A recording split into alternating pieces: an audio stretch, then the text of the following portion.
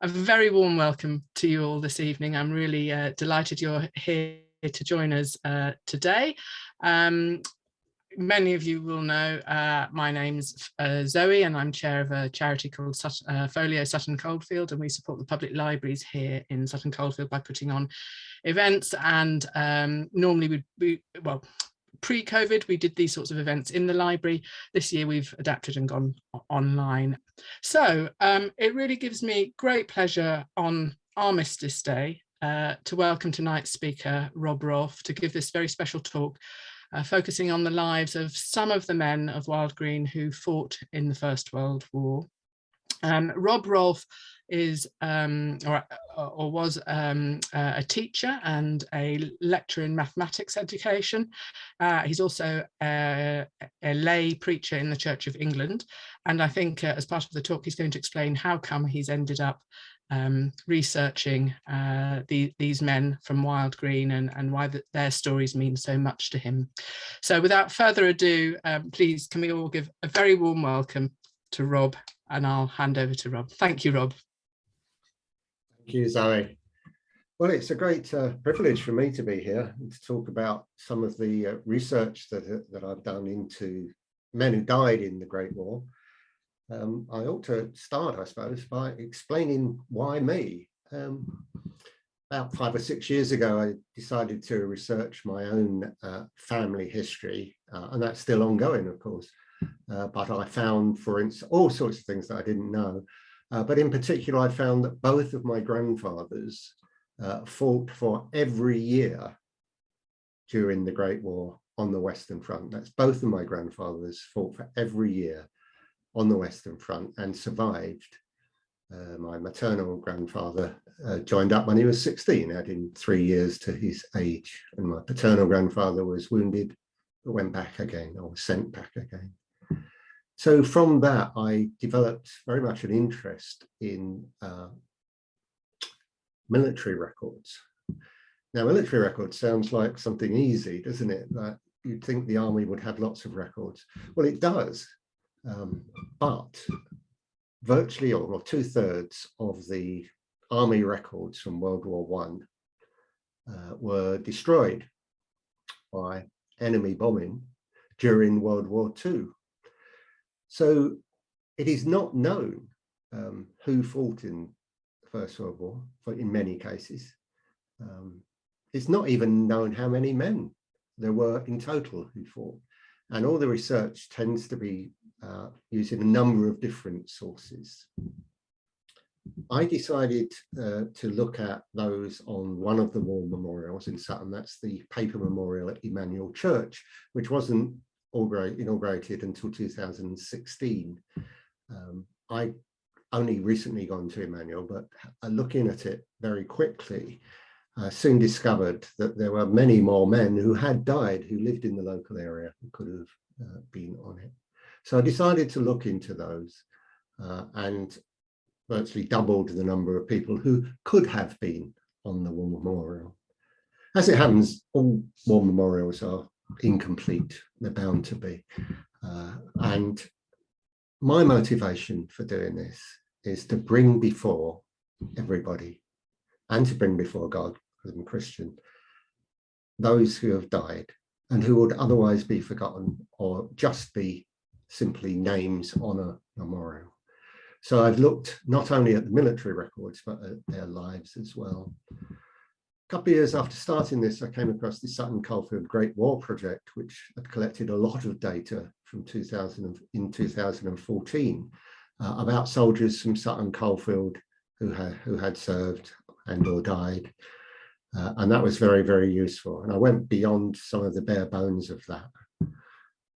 When you're researching soldiers, it's very important to look at all sorts of records, and in particular, the censuses from 1911 and 1901 are found very, very useful. And if you've done any family history, you know that the censuses are really important. And 1901, 1911, 1921 was taken and will be released next year, 100 years after it. There was one in 1931, but all the records, all of the 1931 census was destroyed by fire during World War II. And there wasn't one in 1941. And there was one in 1951, but that won't be released until at least 2052. So the censuses are really, really important. And I'll just stress that it's finding the real stories that has been the most important thing to me, the real stories of real people. I obviously, there are a lot of hundreds, many hundreds in Sutton Coldfield. I found at least 85 in the Wylde Green area, soldiers or service people who have died. So I thought tonight I'd just take a few of those stories and restrict it to one particular road, which is Highbridge Road in Boldmere.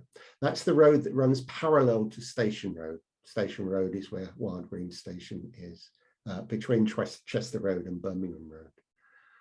And I found that at least 12 soldiers who lived in Highbridge Road in Boldmere died in the conflict, and they lived at those numbers. Since then, in fact, since I prepared this slide, which was only a couple of weeks ago, I've discovered a couple more. Wylde Green in 1914 would be unrecognisable to us today, if you know Wylde Green. Station Road was built up when the railway came across the city.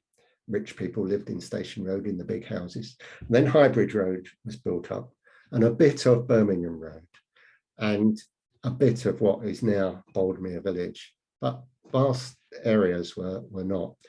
So to find so many in this one road was really a shock to me today. Boldmere didn't really exist. It might have existed as a name, but many people who lived in Boldmere gave Wylde Green as their address. And what is now Wylde Green Shopping Centre was at that time in Erdington. So I'm just going to go through a few stories of some of the soldiers. And I was saying to Zoe earlier that when I was looking at having chosen them, I did discover that there are elements of the First World War which may not be totally familiar in these stories. So the first one I want to look at is Alfred King, who was a second lieutenant, a subaltern, the lowest rank of officer that is, in the North Staffordshire Prince of Wales regiments. I'm not going to go on too much about the regiments. There are other experts who can tell you everything about all regiments. But Alfred King, Alf, came from a working class family. His father was a painter and a decorator, and he lived at 1 Highbridge Road. And he worked as a groom. A lot of people worked in horses as in those days. He became a private soldier in 1916. But later on, he was commissioned. Now, it seems a bit odd, but he went straight from being a private soldier to being an officer. And it was the case that soldiers who knew what was about and were experienced, and very often those who'd been wounded and then returned to the front, received commissions. The death rate for officers on the Western Front was appalling. Estimates vary between the average life expectancy of a young officer being between 3 weeks and 6 months. Not a very long time at all. Alf became an officer, but he was wounded. And in June 1918, a few months before the end of the war, he died. And he is buried in Infantry churchyard in France. You look, if you go to France, if you go anywhere up in the north of France, you will find graveyards, war graveyards, and there are many, many of them. And I'll talk a little bit about the graves later on. That was Alf King, and he lived at number 1 Highbridge Road. Robert Howell was, again, perhaps slightly more middle class. His father was a railway clerk, and Robert himself worked as a railway clerk. And he joined up in August 1914, that is, as soon as war was declared. And he served in France, but then he was sent to Salonika. Now, this is a theatre of war, which is often forgotten. The Mediterranean Expeditionary Force, as it was called, went to Greece, Bulgaria, Turkey, and here, Serbia, what was then Serbia, what is still Serbia now.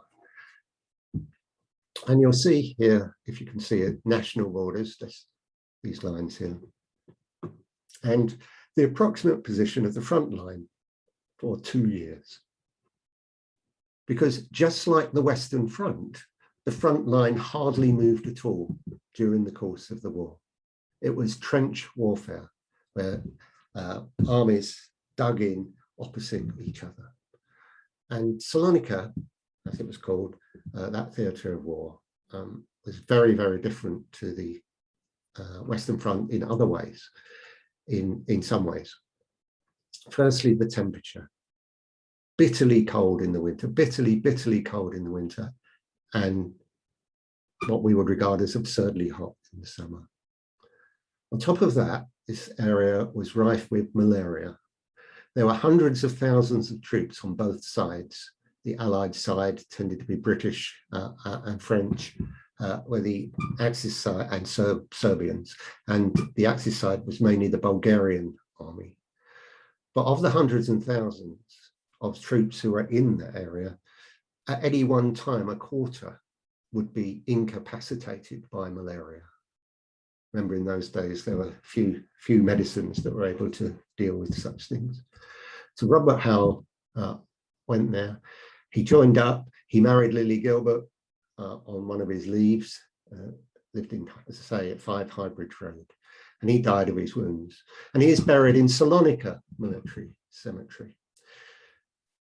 Those who fell overseas were buried there. They were buried in those countries, buried in that area. This was a big debate at the time, but it was fairly soon decided that those who fell overseas would remain there. That's Robert Rutter Howell. And this next one is linked. Lived at the same address. Lived at the same address. And he's the only sailor that I'm going to talk about tonight. He was brought up by his grandparents at 5 Highbridge Road. It may have been because he was, in the language of that time, illegitimate.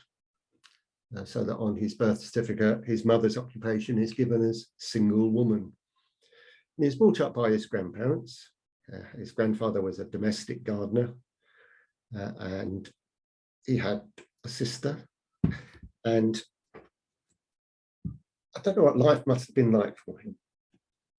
Not all his records are available, possibly because he was illegitimate, and this was regarded as bad. But he joined the Navy as a boy. He was 15 when he joined on 22nd of June 1912. You may know that the navies before the First World War were big things, and both the British Empire and the German Empire built up their navies, and we had the dreadnoughts and big battleships and so on. You might like to research that yourself, but it was a big thing, the Navy. So that when Albert joined up, he was 5'2" and tall. This is where it's useful to have some military records. Had brown hair, blue eyes, and a fresh complexion. And he joined HMS Indefatigable, get that right, Indefatigable, in 1913. This is one of the huge battleships, and there is a picture of it. He became an ordinary seaman on the 16th of April 1914. That would have been his 18th birthday. And he signed on for a further 12 years of service, and he became an able seaman, that's a first-class seaman, on the 19th of November, fairly straight away.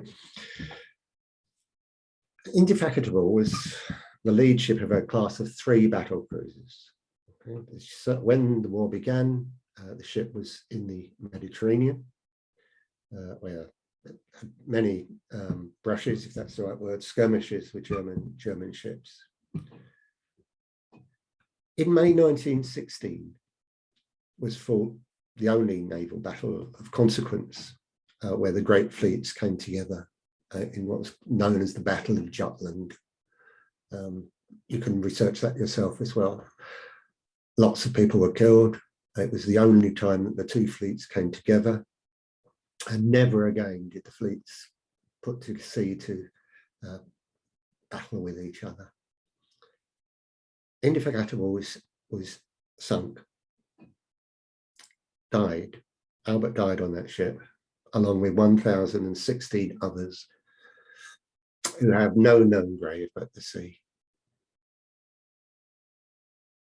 The wreck is a protected place under the Protection of Military Remains Act, 1986. You might think that 1986 is a bit late to have such an act, but it was becoming clear that war wrecks, war graves, were being salvaged or desecrated, depending on your point of view. After Albert's death, his next of kin was informed. This was his Aunt Lily. His Aunt Lily. And Lily's husband was Robert Howell, who we had on the previous slide. So Lily had her nephew killed 1 year and her husband killed the next year.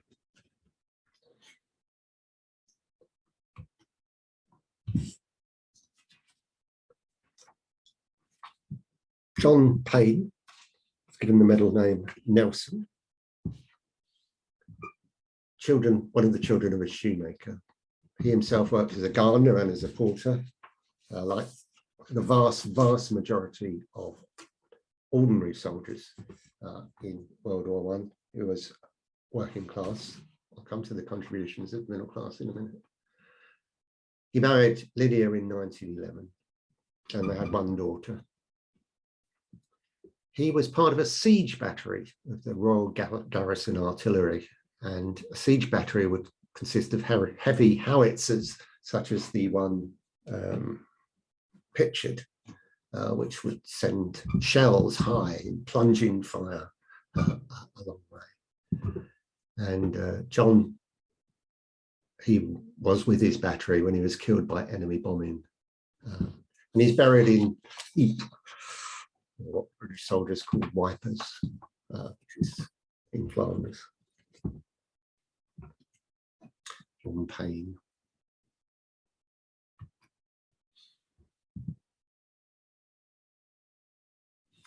Albert Folland came from a slightly different background. Although he was the son of a labourer and a carpenter, he was a clerk, and he became the chief clerk in the gas department of Birmingham City Corporation. I've got a picture up here. I'm actually not meant to show you this because it's from a website, but it's just an illustration that historians are fortunate because units kept war diaries, which were written on the day, perhaps typed up in the evening, but they are contemporary descriptions of what a particular unit was doing during the day. And you may not be able to read this, but I'll read it to you. This is for the 16th London Regiment around the time that Albert Folland was killed. First entry says, May the 16th, a German Albatross machine was driven down, that's an aeroplane, and crashed by two of our fighting machines near Wylde at 7 p.m. 3 parties of 26 men each dug out 3 posts in a new trench. The remainder of the battalion did not work owing to the gassing of the previous night. Casualties, 2 other ranks killed, 8 other ranks wounded, 15 other ranks sick, 1 other rank, other causes. 39 other ranks were received as reinforcements.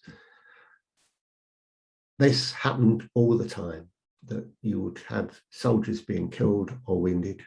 Anyone who wasn't an officer would not be named in the war diaries, which makes it very difficult to find out, even more difficult to find out their stories.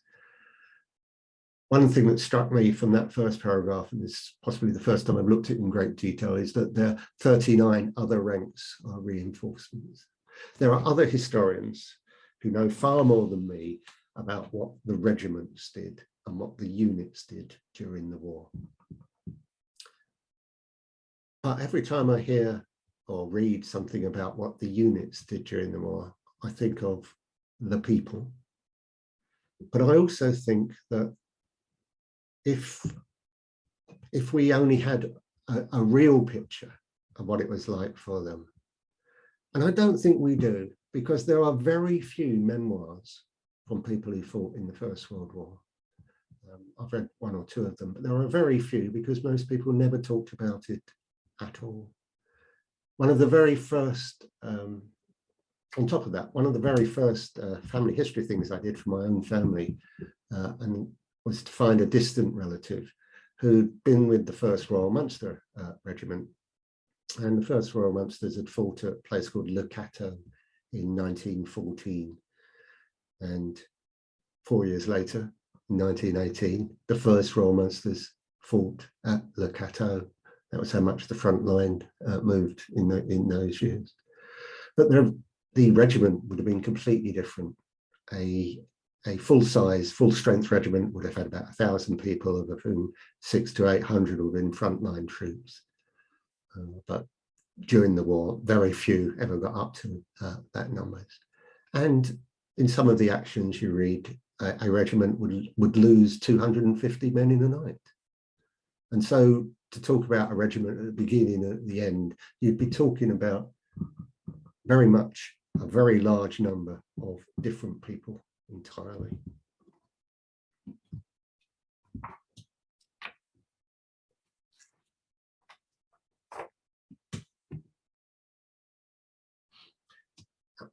That's all I know about Albert Folland.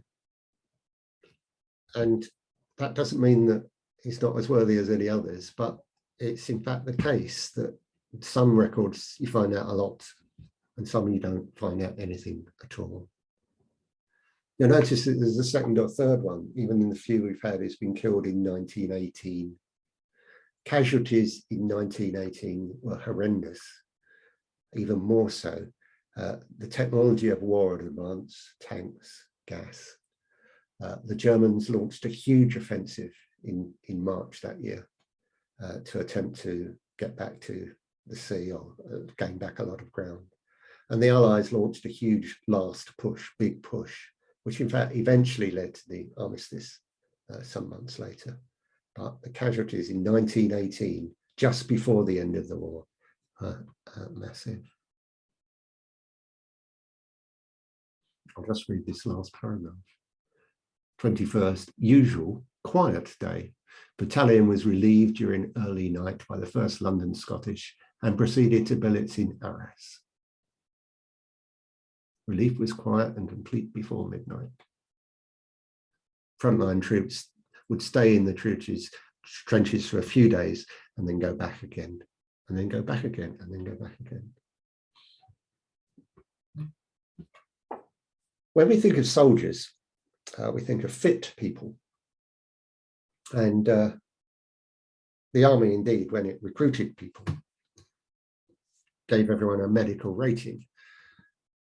But to get into the army at all, you had to be, at the beginning of the war, you had to be a certain height and have a certain chest measurement. I think you had to be over 5'4" and have a chest measurement of 34 or more, which actually doesn't sound very big to us nowadays. But then someone who was 5'7" would have been regarded as, well built. And Arthur Renaud, it's a miracle, not a miracle. It's astonishing that he actually got into the army at all. He came from a very prosperous family, but he suffered very, very poor health.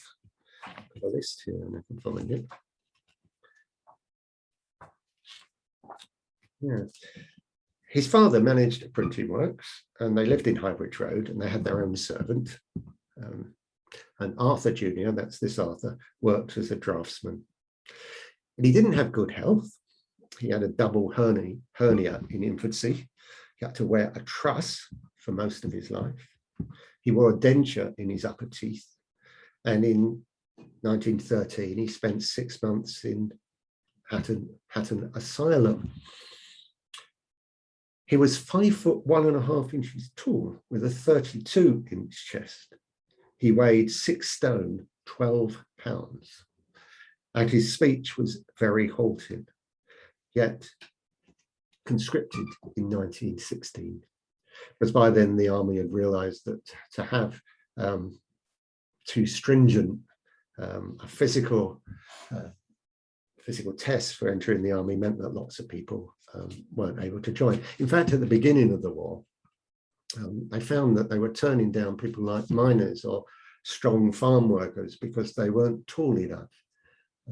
And so they invented a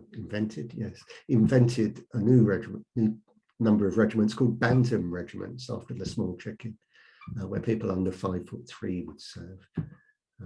And they served as much as anybody, and by a couple of years into the war, the distinction had all but disappeared because of the casualties and the replacements. Arthur was conscripted in 1916, and if you're conscripted, you are deemed to have enlisted.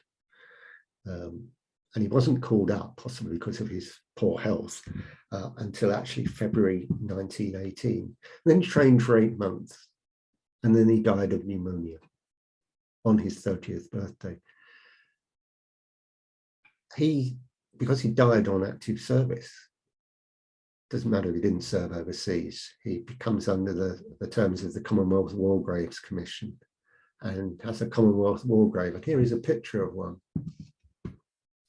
Now, all of these Commonwealth War Graves, and you maybe have seen them around, are all the same shape, all the same size. And this at the time was a controversy. There were letters in the papers, saying, why can't officers have better things? Or why can't we have our own ones, with angels or whatever on the gravestones? And why can't we bring the bodies home and bury them here? But in the end, the Commonwealth War Graves Commission had the remit that anybody who died on active service would be identified and their remains laid to rest under such a stone. And you'll see that this one has got the emblem of the Royal Army Medical Corps. It's got the details of the person and their death. And the family inscription is deeply mourned by his father, brother, and sister. He died of pneumonia. He had a heart attack as a result of the pneumonia. I put this one in, and I hope there's only a few more, but I'm not apologising. I'm just saying that I found, as I say, 15 in this one road. I know more about this one, and it reads a bit more like this because I found the details of Phillip Edge in a book, which I'll tell you about in a minute. Notice again, it's from a family which is associated with the metal industry and the gas industry. He went to Bishop Vesey's school and then he enlisted in the 15th Battalion of the Royal Warwickshire Regiment.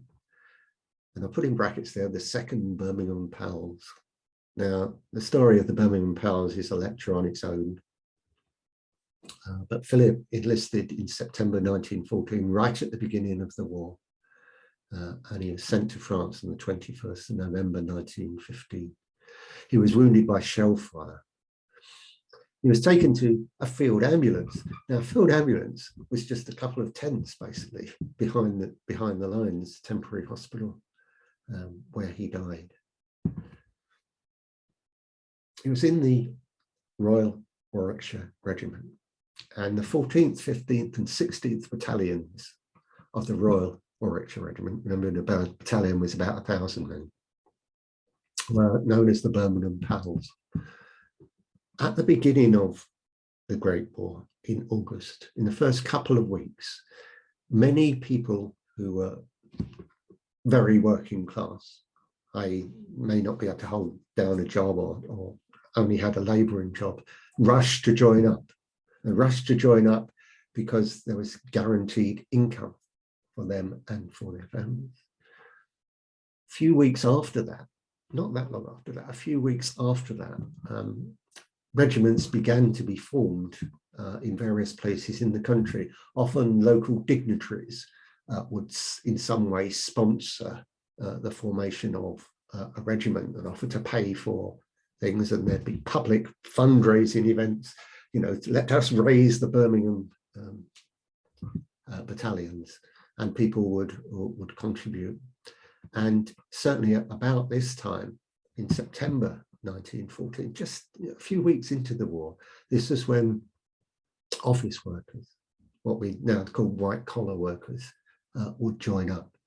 And most of the original members of the Birmingham Pals would have been white collar workers and would have come from the big firms, and the big firms would, under pressure, agree to hold open their jobs until the end of the war. And I know this, or some of these things, because I've read this very good book, which I commend to you, which is about the Birmingham Pals,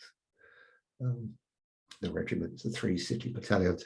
And they were raised in Birmingham, as I said, that, you know, various dignitaries would raise it.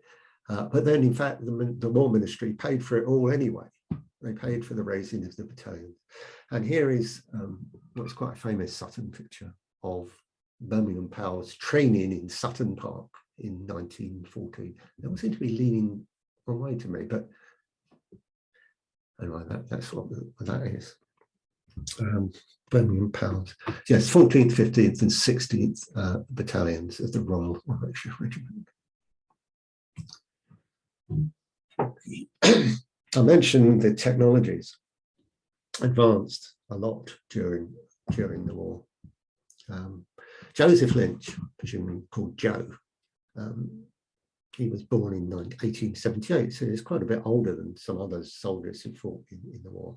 He did work as a gas fitter, but when he was 20, he signed up as a career soldier, and he served in the Boer War in South Africa and in China and India. Like all the career soldiers, not funny, but all the career soldiers I've ever researched all had numerous health problems, many of them associated with serving overseas. Excuse me, just take a drink of water here. Many health problems because they served overseas, hot climates, different diseases, no antibiotics, skin problems, and for career soldiers, and indeed quite a lot of soldiers who fought in the First World War, venereal diseases, gonorrhea and syphilis, which I won't even attempt to describe the treatments that they had to undergo. Joe, as I said, fought in the Boer War. He got a medal for the Battle of Tagula Heights, which led finally to the relief of Ladysmith. I know that's another. I'll just read you Joseph's medical thing. He spent a week in hospital in 1901 with bronchitis and 3 weeks with a bacterial STD. He went to Peking, as it was then called. He was hospitalized for 6 weeks with gastritis. Following this, he had another army medical and was found fit, and was then sent immediately to India, where he served for 6 years. He was treated for gonorrhea and for that bacterial STD again. The record show, no, I won't read that bit. More seriously, his stomach problems of gastritis re-emerged. He was hospitalized in 1906 for 2 weeks, then had pneumonia, and then spent 4 weeks in hospital, each time with acute gastritis, which his doctors blamed on his abuse of alcohol and smoking. He left the army after 12 years, and he joined the Special Reserve, as it was called. So that on the outbreak of war, the special reservists, who were experienced soldiers, were immediately mobilized. He went to France, but he was only there not very long when he was gassed. And he was discharged as no longer physically fit for war service in July 1916. And he died in 1920. Still, because he had served and died as a result of his war service before 1921, he came under the the ambit of the Commonwealth War Graves. And there's a picture of the Daily Mirror. I cannot say at all whether that is as the Daily Mirror of the time described it. The newspapers of the time often didn't tell the full truth. For instance, on the first day of the Battle of the Somme, when there were 60,000, that was 1st of July 1916, when there were 60,000 British casualties on that first day, the newspapers next day said, all goes well for Britain and France. That might have been perhaps some original fake news. Wilf Garner. I've just got 2 more people, I think. Wilf Garner was one of 9, and his family split up. And the children were sent to workhouses in Marston Green and elsewhere. And he worked as a bullet maker in the early years of the war, but was summoned before the magistrates for him and a number of other young workers going off to play football. He joined up at 17 and he added 2 years to his age. If you've ever seen Peter Jackson's film about They Shall Not Grow Old, you'll see that it was fairly common for, not fairly common, but it was not unheard of for people to add years to their age, and sometimes even being encouraged to do so by the recruiting sergeants. Now, Wilf was court-martialed during his service, and he was imprisoned.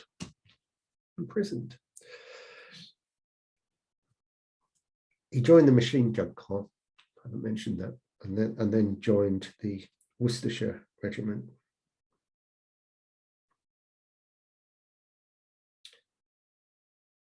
He was court-martialed and imprisoned. However, the British Army got wise to how to work this. And what they did in 1916 was introduce the Suspended Sentences Act, so that anyone who'd broken military discipline, whatever means, and been sentenced to be imprisoned, would have the sentence suspended as long as they went back to the front line. And so, if you like, the army had an even greater grip on people because they had the suspended sentence hanging over them. But although they were told, as Wilf would have been told, that if they acted properly and honourably, that the sentence would be remitted. And this is in fact what happened. Wilf was wounded, he went evacuated to Britain. He was sent back to France. He was wounded again and came back to Britain. He went back to 250 Highbridge Road. He'd been in hospital for 200 days and his sentence of imprisonment was completely remitted. He died of pneumonia in 1919, and sadly, his family is untraceable.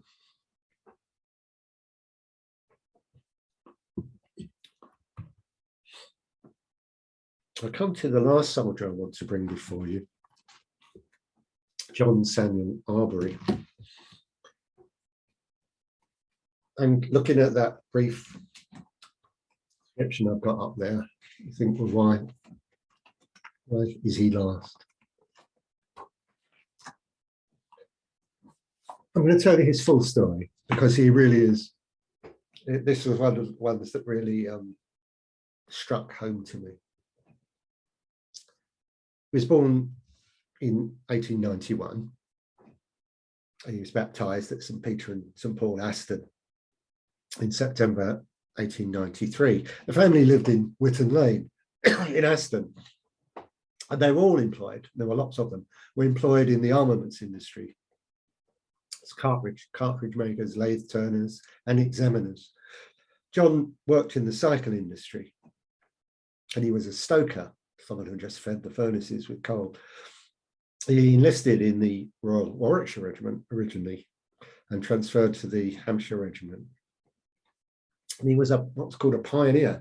The pioneer battalions constructed the fortifications and did other engineering tasks. And they were composed of men who had some transferable skills, and John's a skilled metal worker. And he was wounded and died of wounds. And he's buried in a Tart military cemetery. Now, those bald facts don't really tell you more than some of the others. John's mother, Emma, was from East London, Staffordshire. She was the daughter of a labourer. And Emma's mother, John's grandmother, whose name was Rebecca, was also from the East End. And by 1881, Rebecca, the grandmother, and Emma, the mother, had moved to Birmingham, where they made a living making or putting together military caps. And also living with them was Rebecca's sister, Emma's uncle, Joseph Arbery. And within a couple of months of coming to Birmingham altogether, Emma married Joseph Arbery, her uncle. He married his niece, and the mother, Rebecca, was one of the witnesses at the wedding. And their first child was born a few months later. So Joseph's father was also his great uncle. Joseph Arbery Sr. and Emma Ann Hudson had 6 children. I'm going to read you their names. Joseph William Arbery Jr. was born in 1882 and died in 1906, having worked in the armaments industry. Emma Rebecca Arbery was born in 1883 and died in 1902, aged 18. May Alice Arbery was born in 1884 and died within a few weeks. It was not uncommon in those times to name newborn children after siblings who had died, and the next child was also named May Alice Arbery. She was born in 1886 and died aged 3. John Samuel Arbery was born in 1889 and died the following year. The second John Samuel Arbery, the last child, born in 1891, is the subject of this slide. Joseph William Arbery Sr., John's father, died in 1901. So John is the last survivor of his mother and father's children. He lived with his widowed mother at 313 Highbridge Road in 1914. He was Emma's last surviving child when he died. And his mother died in 1928 with no family. Thank you for listening. Thank you, Rob. It's very powerful, and to listen to these individual stories and to think about what those families went through. And I can see how much you're moved by telling the stories of those individuals, and so I'm very grateful that you've brought them to life for us this evening, by exploring some of their stories and the variety of